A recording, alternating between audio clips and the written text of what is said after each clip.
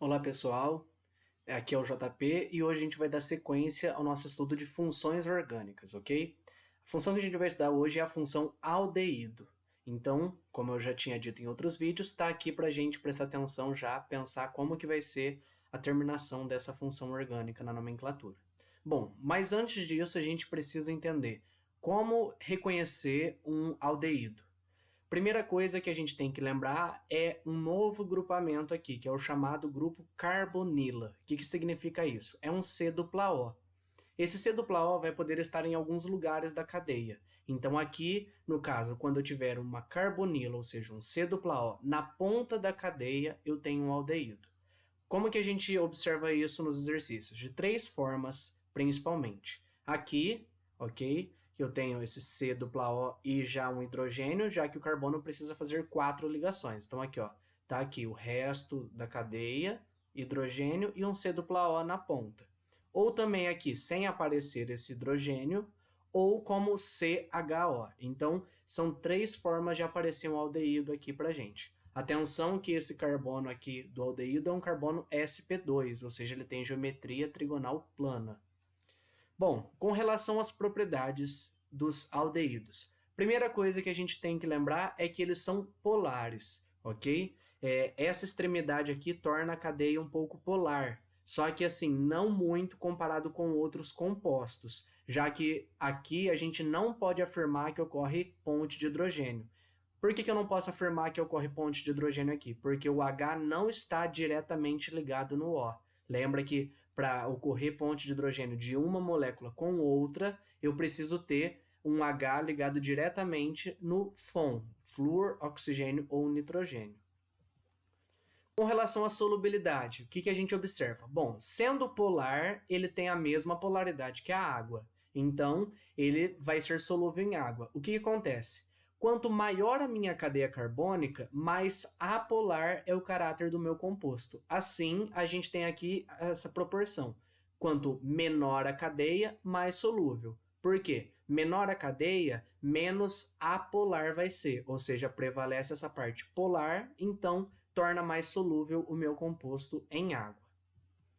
E mais que tem de características para a gente dar uma olhada? Uma coisa interessante é que quanto maior a cadeia de um aldeído, mais agradável é o odor.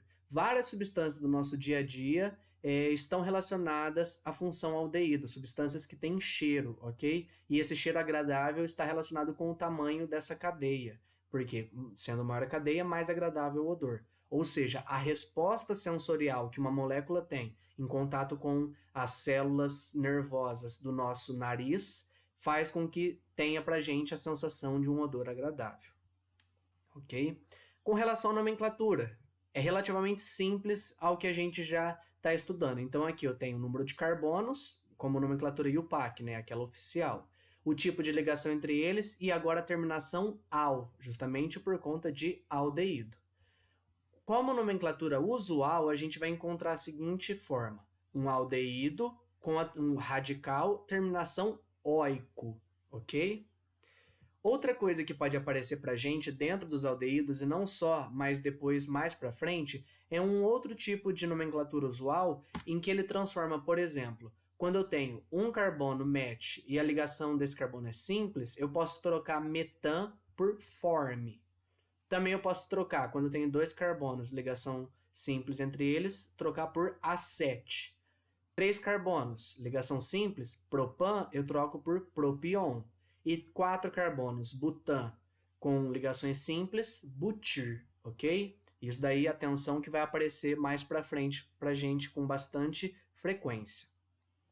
Vamos então dar nome a algumas substâncias aqui, ó. Primeiro exemplo é o menor aldeído que existe. Então eu tenho aqui a minha carbonila e simplesmente aqui já termina ela. Então eu posso representar ela dessa forma ou dessa daqui.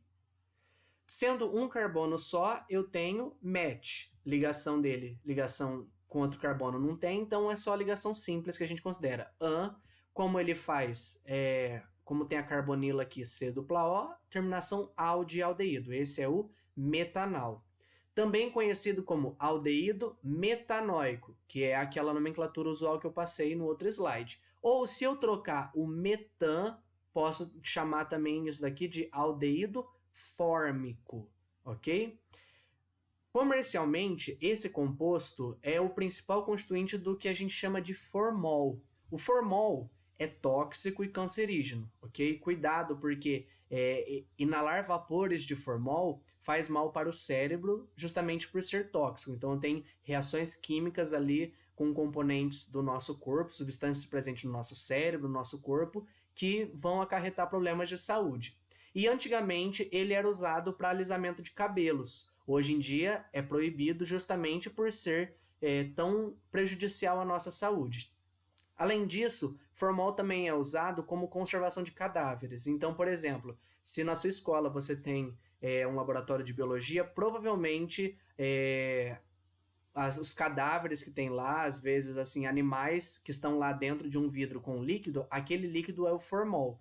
Esse vidro tem que estar necessariamente fechado, ok? Porque o formol é extremamente volátil, então em temperaturas ambientes ou mesmo quando está mais quente, ele evapora muito mais fácil, ok? Bom, temos aqui um outro exemplo de aldeído. Aqui agora nós temos um carbono aqui, dois carbonos. Et, ligação simples entre eles an, como tem um aldeído aqui na ponta, al, etanal. Também conhecido como aldeído etanóico ou aldeído acético. Preste atenção, etan eu troco por acete, ok? Essa substância aí é responsável pela nossa ressaca, pela dor de cabeça, quando depois de um dia anterior você tem ingerido álcool. Por quê? As bebidas alcoólicas, como eu já falei para vocês, contêm etanol. O que o nosso corpo faz para poder metabolizar esse etanol? O nosso corpo transforma o etanol nessa substância, no etanol. E é ela que dá a ressaca, a sensação de ressaca, dor de cabeça e tudo mais. Como você evita isso? Ingerindo líquidos, no sentido de água. Ingerir bastante água e não só quando está com ressaca, mas enquanto você ingere bebidas alcoólicas, e aqui vale o reforço somente para maiores de 18 anos, é que você consegue diluir esse etanol e evitar que ocorra transformação de etanol em etanol, ok? Bom, tenho aqui agora uma outra cadeia, preste atenção aqui que eu tenho uma cadeia mista, ok? Tem uma parte aqui, ó, aberta e uma parte fechada. Como o meu grupo funcional está na parte aberta, essa daqui vai ser considerada a minha cadeia principal, com um carbono só. Então, eu trato esse anel aromático como um radical. Radical que eu emendo diretamente na cadeia principal é um radical fenil, ok? Então, esse daqui é o fenilmetanal, também conhecido como benzenal ou benzaldeído, ok? Usualmente também conhecido como aldeído benzoico. Perceba que não tem como eu ligar o C-O nessa cadeia aqui diretamente, no caso sem esse carbono. Por quê? Porque senão extrapolaria as ligações que o carbono faz. Ele pode fazer somente 4 ligações. Onde que é usado isso daqui? Usado em perfumes, porque ele contém aroma de amêndoa. Então, quando a gente fala de perfume, existem várias substâncias que são responsáveis pelo cheiro. Não é somente uma única substância. É claro, algumas substâncias são características por aquele cheiro. Mas num perfume você tem uma mistura de substâncias para causar aquele odor característico de um certo perfume, ok? Ele é usado também justamente por ser mais volátil. Então, como eu disse, o que significa ser volátil? Imagine que você pinga, por exemplo, uma gota de álcool e uma gota de água no seu braço. Aquela que evapora primeiro é o álcool, porque ele é mais volátil, assim como esses compostos. Então, você passa o seu perfume, dali um tempo você já consegue sentir o cheiro dele. Temos aqui um outro exemplo, então ó, uma cadeia um pouquinho mais complexa, ainda assim mista, no mesmo raciocínio. Perceba aqui que eu tenho que numerar a cadeia para poder falar onde está a dupla e onde está o meu radical fenil. Mas na hora de dar o nome, preste atenção. Coloquei aqui, ó, 3-fenil, ou seja, no carbono 3, prop, porque são 3 carbonos, ligação dupla entre eles, aqui, al. Por que eu não numerei a dupla e nem o aldeído?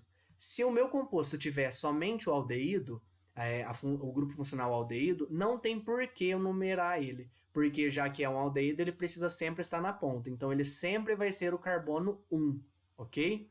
Mesma coisa que a dupla. Eu não consigo colocar essa dupla, nesse caso, em outros carbonos, porque se eu coloco aqui, estoura as ligações desse carbono. Se eu coloco aqui, estoura as ligações desse carbono. Assim, Esse composto não precisa numerar nem a dupla e nem a função aldeído, ok? Essa substância é responsável pelo aroma de canela. Então tá aqui alguns exemplos para a gente. Pessoal, espero que vocês tenham aproveitado. Qualquer dúvida, estou aí, ok? Até a próxima. Tchau, tchau.